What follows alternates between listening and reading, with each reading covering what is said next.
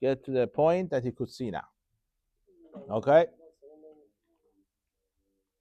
So now we're going to go to a new subject today, something related to our Mishnah, the first Mishnah we had on the first page. Tanu Rabbanan. Again, 7 lines from the bottom, second word. Eizehu shote. Remember, we said in the Mishnah, a person who's shote. Who's shote? Crazy person. Right. He has all of his mind. So such a person, he is patur, is exempt from the mitzvot all over, including our case, which is going re'iyah. Korban re'iyah, bring a korban to go to the Bet HaMikdash, to be seen there and bring the korban. So now, Gemara wants to clear out, to find out, who do we call shote? This person. So Gemara says, few possibilities, which we're gonna see how it works. It says, Hayotze yechidi balayla. Somebody goes outside at the night by himself. Okay? That's the first one. So it should be explained, we are talking about he goes out in an area that nobody lives. That's the case. Outside the city. We're not talking about our going here in the street over here, people living. He goes somewhere that nizat bimkom yishuv. People are not living there. So he goes outside the city basically. That's one. Second one, v'halan bebet hakevarot. What he does, he sleeps at night in Bet HaKevarot. What is Bet HaKevarot? Cemetery. Okay. Third one. V'amekareya et kesuto. Somebody who torns his clothing. Okay. That's for now. So we have 3 definitions for who is considered shote. One is goes out at night by himself. One is he sleeps overnight in the Bet HaKevarot, in the cemetery. And also the third one, somebody he tears his clothing. Now, Gemara wants to make it clear what's going on over here. He says, Itmar, in the Bet Midrash, they had a question to clear this explanation that we just said. There is a discussion between 2 Chachamim we have. Rav Huna says, Ad sheyehu kulan bevad achat. When we say this person considered shote, we are talking about when a person has all the 3 simanim, 3 signs, which means he goes out at night by himself, he sleeps at night in the Bet HaKevarot cemetery, and also Amakareya Kesuto, he tears his clothing. That's according to Rab Huna. Rabbi Yochanan said, Afilu ba'achad men. You don't need all 3. As long as he does one of these 3 things all the time, he's going to be considered shote, and he's going to be patur min ha-mitzvot. He's going to be exempt from doing the mitzvot. So Gemara asks a question. What's going on over here? How does it work? How do we define this person do any of these things? Hechedame. What's the case? What we are talking about over here? If he is doing one of these things, derech shetut, the person does it for no reason. He goes and sleeps in the cemetery for no reason. What do you need? All the 3 simanim. Afilu b'chadanami. Even one should be enough. So what's the discussion over here?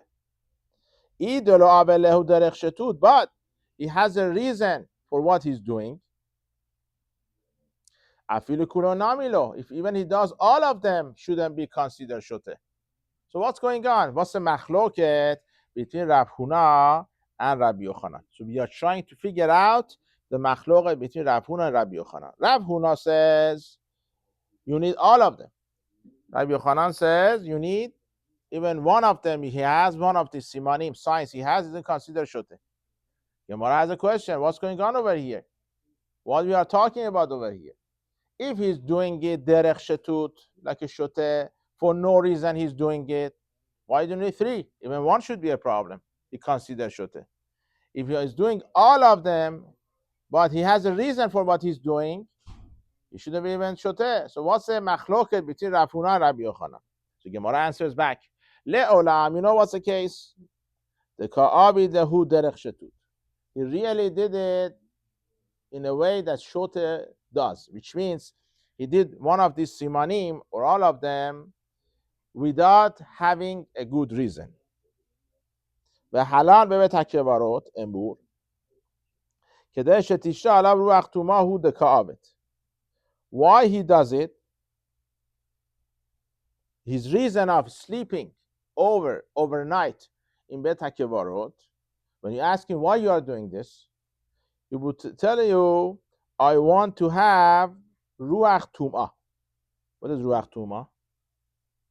What is ruach tum'ah? Impure spirit. What does ruach mean? Spirit of tum'ah, of impurity, which means we know from other Gemaras, other places, usually who do we have in Bet HaKevarot? Dead people. Okay, beside dead people. Of course we have dead people over there. Tuma. Oh, well, let's see. Shindalets. You know Shindalets, who they are? Huh? No, not Malach Kabbalah. Demons, whatever you want to call them. Huh? Let's see. Before we get to that question, let's finish this Gemara, then we talk about your question. We have a very good question.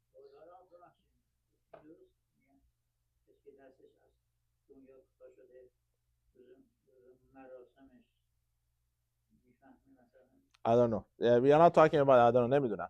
We can talk about later. So we are saying in the Bet HaKevarot, a person goes and he says sleeps there because the Shindalas are there, and he wants to get benefit from their tumah, impurity. והیוצא יחידי בלילה אמור גندریفس اخده. What does it mean? He goes by himself outside at night. You ask him why you are doing this. Where are you going? Why you go outside the city by yourself? 1 o'clock at night, 1 a.m. He says, Ganderifas achade. What does it mean? I want to get some cold weather. I'm going to refresh myself. Okay. He has a reason for it.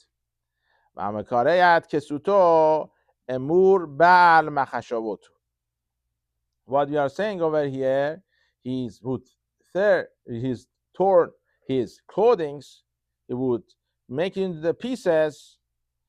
He says, you know why I'm doing this? I was so involved in my machshavot, my thoughts, that I didn't realize I torn my clothing. He has reasons. Okay, for each one. כיוון דעבדין הוא לכולהו, הווה להו, כמו, או כמי, שנגח שור חמור בגמל, ונעשה מועד לכל. So, I have to give you an introduction now. Have you heard about shor mu'ad? You learned the Gemara Baba Kama before? We have shor tam and shor muad. Shor means cow. Tam means Tame. right. Tame. That's what innocent means. You know what tame means? You have certain animals that are wild. Other way of the wild is tame. Okay? That's tame. Very nice. Then we have shor muad. What is shor muad? Shor muad means, what do you translate muad? I forgot. Okay? But like wild. Wild. Very nice. Now, what's the difference between these two cows? I know. It depends. What kind of cow would gore your cow? Let's say David has a cow. I don't have a cow. His cow is considered wild. How do we know he is wild? So it has a specification in the Gemara. How it works, if he does 3 times goring in a certain time, is considered muad. it's considered, huh? Okay, we're gonna get to that. Okay, so that's the case of the Gemara over there in Baba Kama. If that's 3 times gores, then it's gonna get chazaka. Then we consider this cow considered wild, and if he does it, your punishment is gonna be more because you know already your cow is a wild, and he comes and kills my cow, gores my cow and kills it. You have to pay much more. We're gonna punish you because you know your cow is a muad, is a wild, and you still let it go outside and do it. So you have to have protection for such a cow to protect people not get gored and get damaged. Okay, now over here we're talking about a shiur, a cow did gore 1 shiur cow, chamor, what is chamor? Donkey, ve gamal. What is gamal? Camel. So when it comes to such a shiur, what's gonna be? It did gore all kind of the animals. Each one, for each case, the owner of this cow is gonna be chayav, obligated to pay. So now,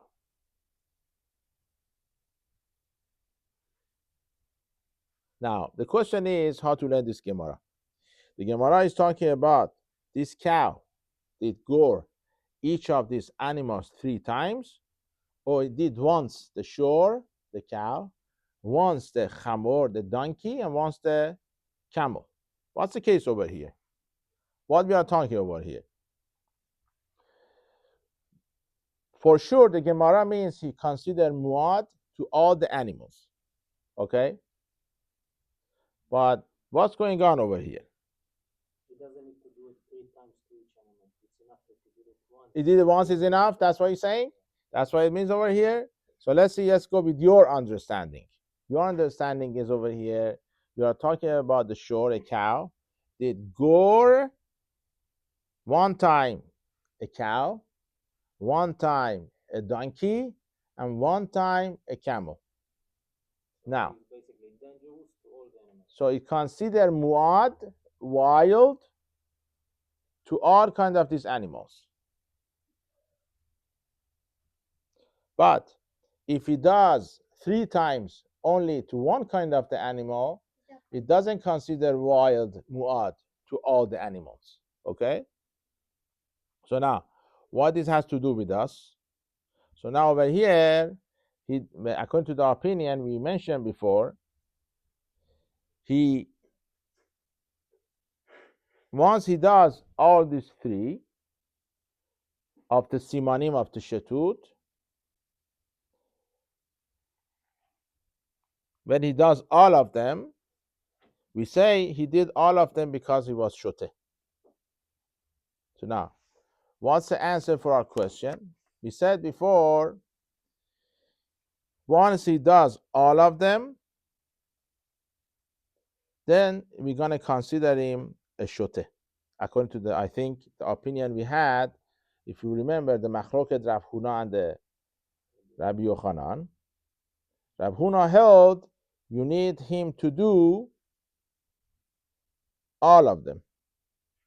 He has only 1 siman or 2, he does not consider shote. So over here, I'm assuming, if I'm right, we are talking about Rav Huna. That we're coming to explain why Rav Huna says you need all of them. So it seems, according to him, you need all of them, like the shiur mu'ad, like the wild cow. You need him to gore all kind of the animal. Now, after he does gore each one once, at the end of the day, we consider him mu'ad, consider wild to all of them. Okay. So now that's what we're talking about over here, that we are saying that the person has all of the simanim, all the signs considered shote. So now, who is halacha like? Who do we go with? based on this Rav Huna. Why? We just explained the Rav Huna. Oh, Okay, so far. Let's see. Amar Rav Papa. Rav Papa said, Ishemi ale Rav Huna the Tanya. If Rav Huna have heard this brighter, Eizahu shote ze hame'abed kol ma shenotlim lo hava hadarbe. So we have a brighter. What does the brighter say? Brighter says, who does consider shote? Somebody, I'm going to read the Hebrew for you, then translate. Hame'abed kol ma shenotlim lo. He destroys anything you give him. Okay? So Rav Papa says, if Rav Huna have heard this brighter, he would have had changed his mind. Because this brighter doesn't need all three. As long as he does something derech shetut, in a way the person, he does it that doesn't make sense, he doesn't need to do it all three. One of them is enough. So this brighter is against of what Rav Huna said. Now, Gemara ask a question. Ibaya lehu. What does Ibaya lehu mean? It was a question that had the safek, he had the doubt into Bet Midrash. That's Ibaya lehu. You with me? David, you have it? Ibaya lehu. It was a question in the Bet Midrash. They had the safek. They had the doubt. Ki havaha darbe mimekare yakesudo davaha darbe. The dom ya leha. Odin ma mekulo havaha dar. Rav Papa said, if Rav Huna have heard this brighter, he would have had changed his mind. Okay, what does it mean? He would have had changed his mind. You could understand it in two ways.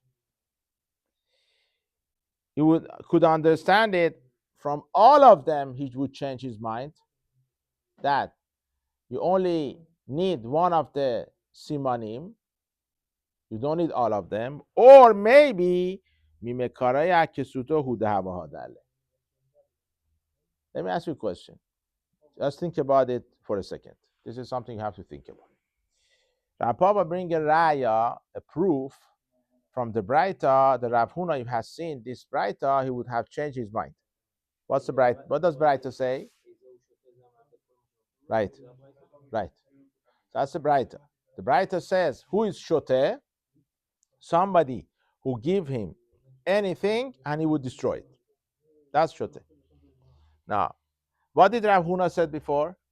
How do we define a shote? All three. What are all three? Sleep in the cemetery, tear clothes, go out at night. Very nice. So which of them consider hame abed, means to destroy?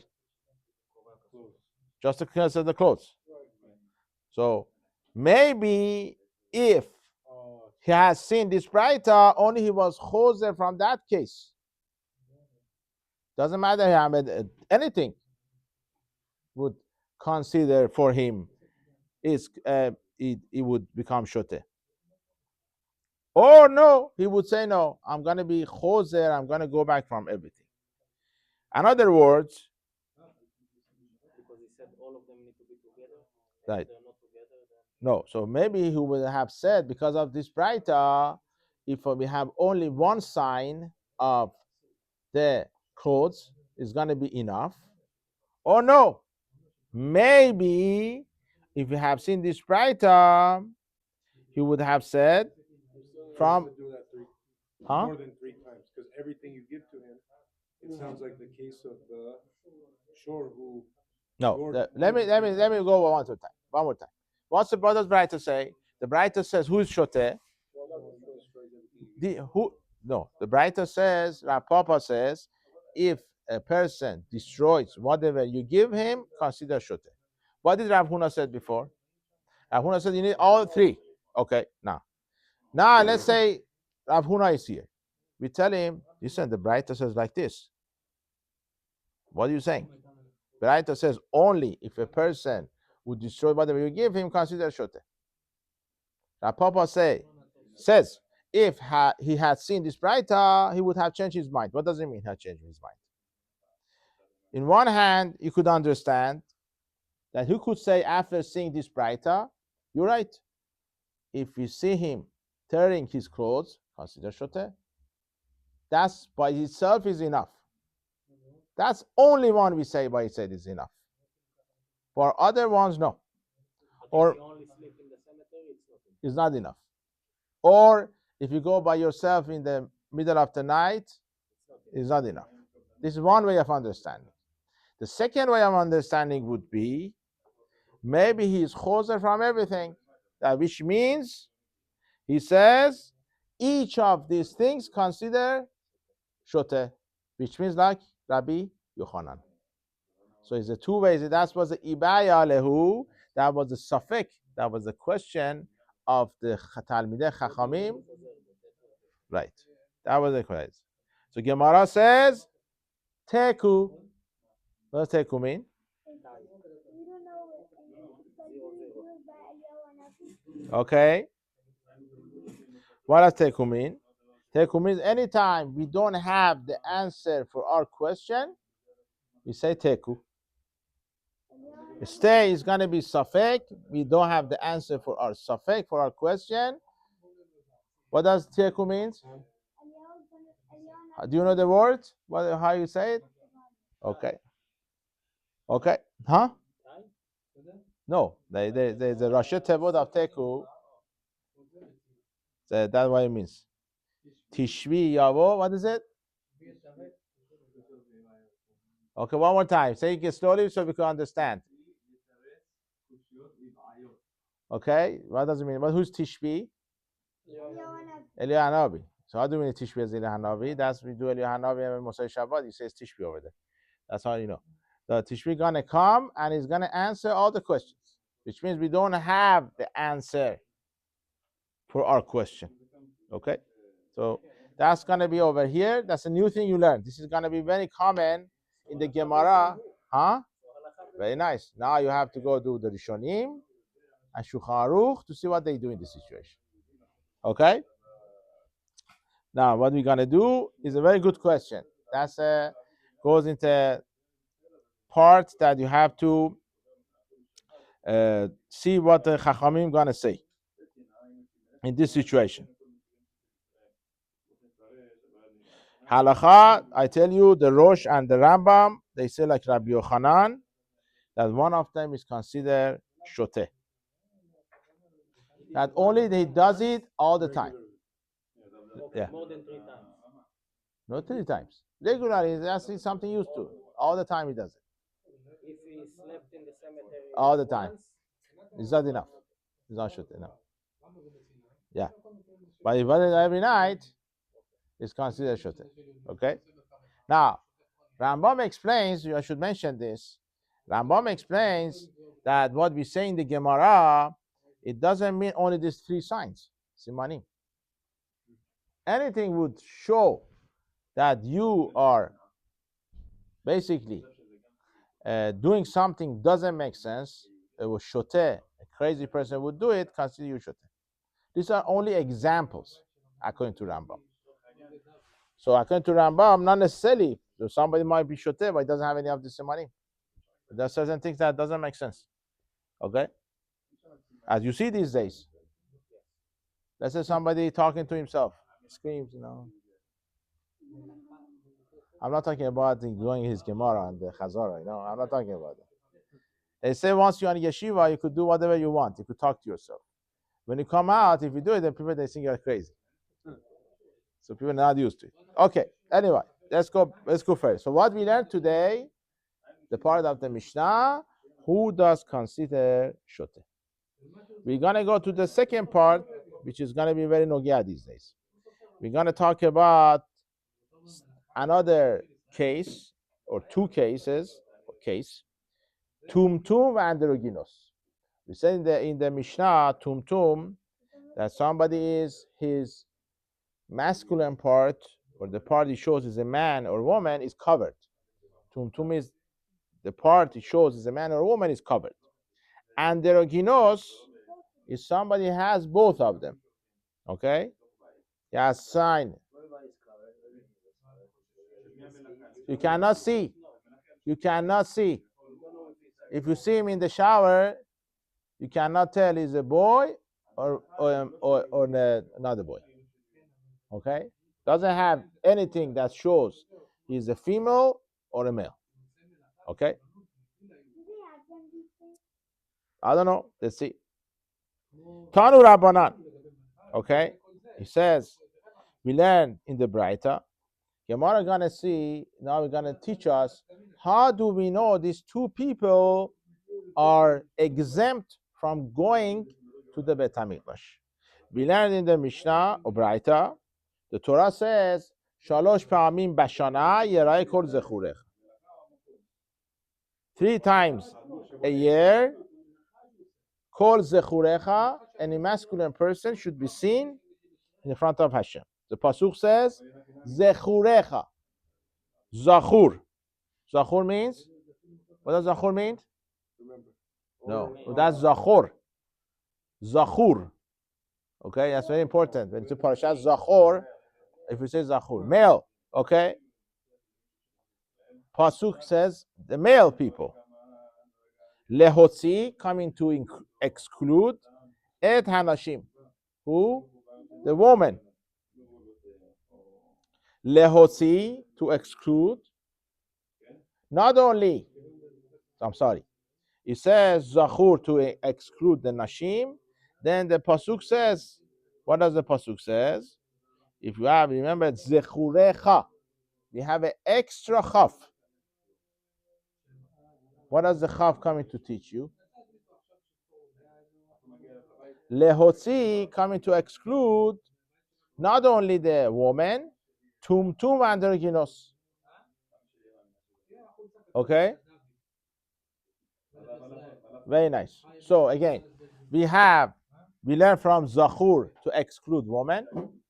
Zechurecha, we have the chaf coming to teach you tumtum androgynos. Then you have kol, the word kol also, remember, we had it in the first page of the Gemara. The kol also come to teach you something. What does the kol coming to teach you? Lerabot et haketanim. What does the lerabot mean? To include the ketanim. To show you that ketanim also obligated to come to Beit HaMikdash. Okay? Very nice. So now, I want to ask you a question. Maybe you know the answer for that question. I don't know it yet. The question is like this. Maybe we have to look at the Torah Tamima on this. It says, Zechurecha with the chaf is coming to teach you the extra chaf that the tumtum and the roginos are exempt from the mitzvah of going to the Beit HaMikdash. Can you please explain to me what does the chaf do? How do you know chaf come to exclude these two people? I understand the zechur or zachor is going against,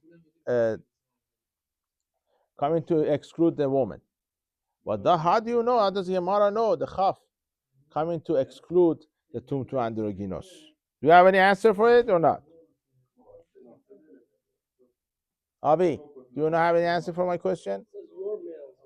Okay, your. What does your mean? Why has to come? That's the first part. That the zachur means. So what about nashim? So the lady, same thing. So why do you need another different one? Because that one is 100%. I understand. How do we know it's going on these two people?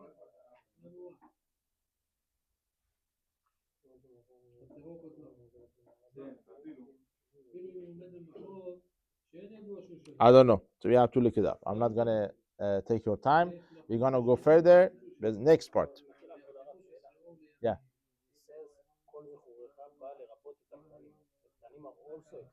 No, included. The rabot.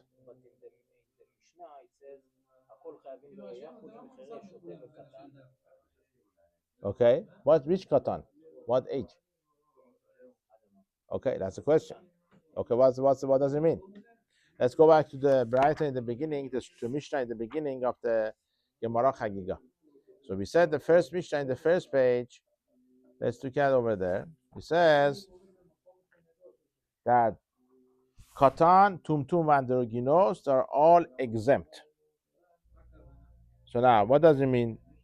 What's the comparison between Katan and Shoteh and Cheresh, all these people? How does it work? Huh?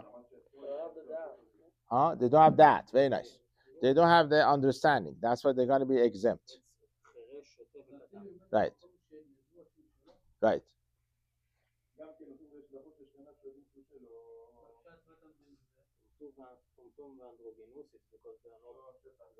Right. That's a different reason. Right. Tumtang is different reason. But the Cheresh, Shoteh, Katan, the same reason. God doesn't have that. So now, so go further in the Mishnah. I want to show you something. Ezo Katan.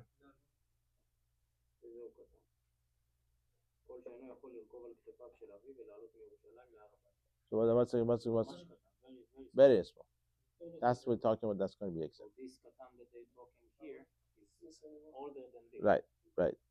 No, here they say that he's chayav.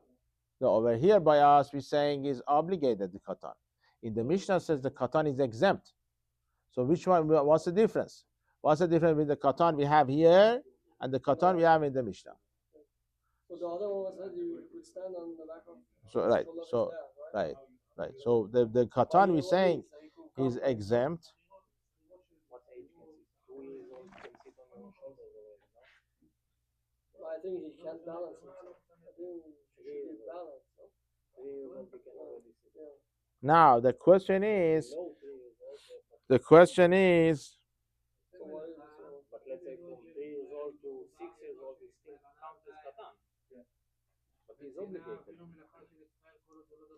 Maybe that's what they talk about. What is it? One more time. Let's say boy 3 years old can sit on his father's shoulder. Below 3 years old, he's too small. Okay. So up to 3 years old, they're exempt. Okay. But from 3 years old, let's say to 6 years old, they still count as katan. Okay. But they already chayavim. So this is the katan maybe that they talking about. That is old enough to sit on his. could it be that he has to be old enough and he has to have some type of understanding? Understand, but if you look at the Rashi in the Mishnah, if you look at that over there, it said Ezo Katan. Do you have the Rashi on the 5th line? I'll read it for you. אבל מכאן ואילך אף על פי שאינו חייב מן התורה התירו חכמים על אביו ועל אמו לחנכו במצוות.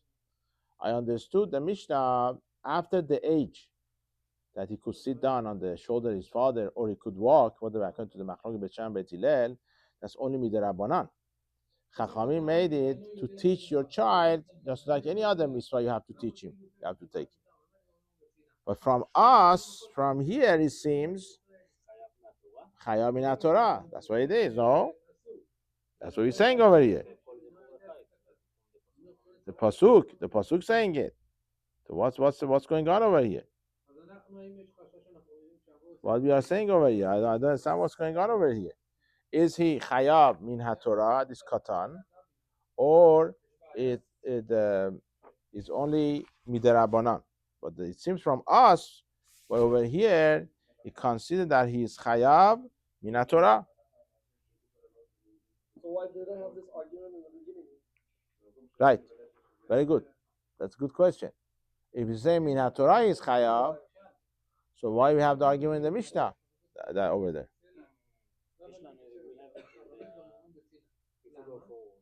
Yeah, is Gemara gonna ask question?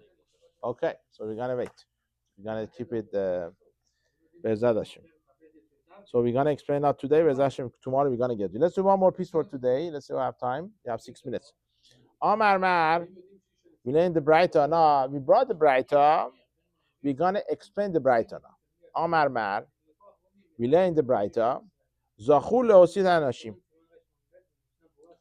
Ladies coming to exclude the woman. When the word says Zachur, men coming to exclude the woman. Gemara ask a question.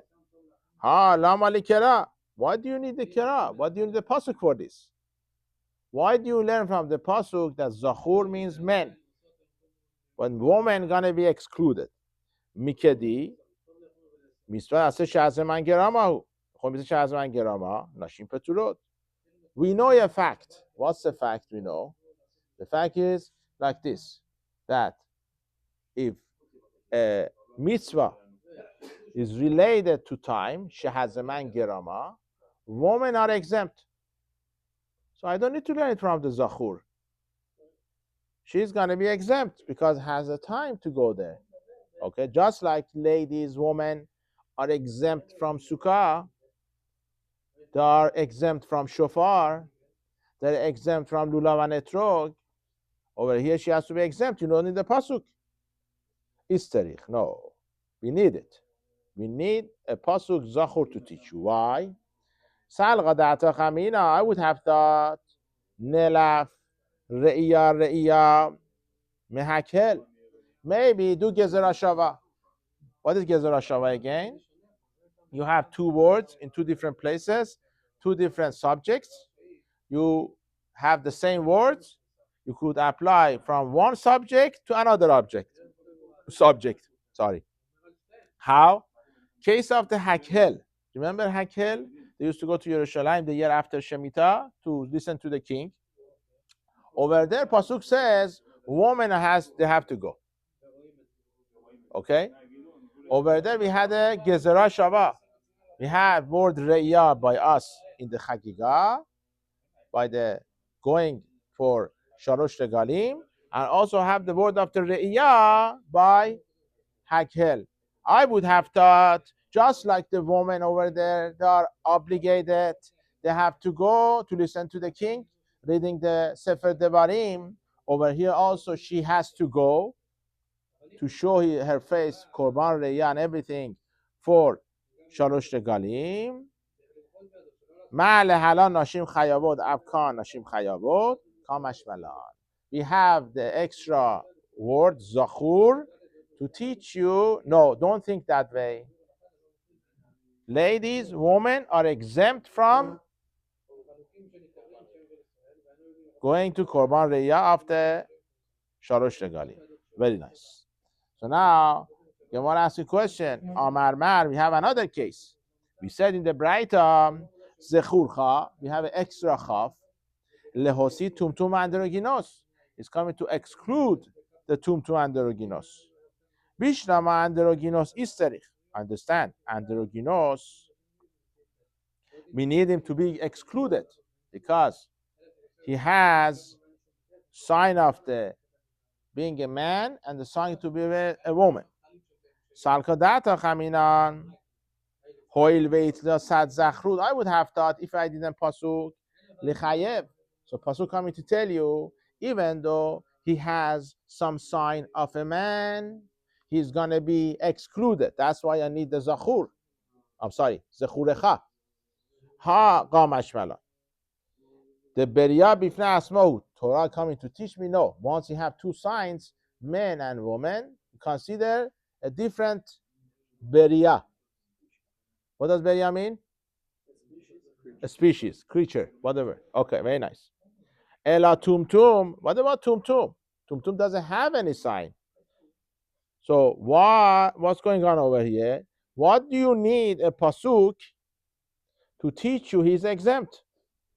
Sefekahu. Mi estirich kera lemut sefeka. What do you need pasuk to teach you the tumtum is exempt? Okay, I'm going to. 50% chance of a man. Okay, but it's still is a suffix. It's not complete. The pasuk says no. Pasuk says completely you have to be a man. Well, here is a 50% chance that it's completely a man. I just can't say why because it's covered. Okay, but he's not. We don't know what it is. You're saying because something we have to do. There is a suffix, and suffix deoraita lechumra.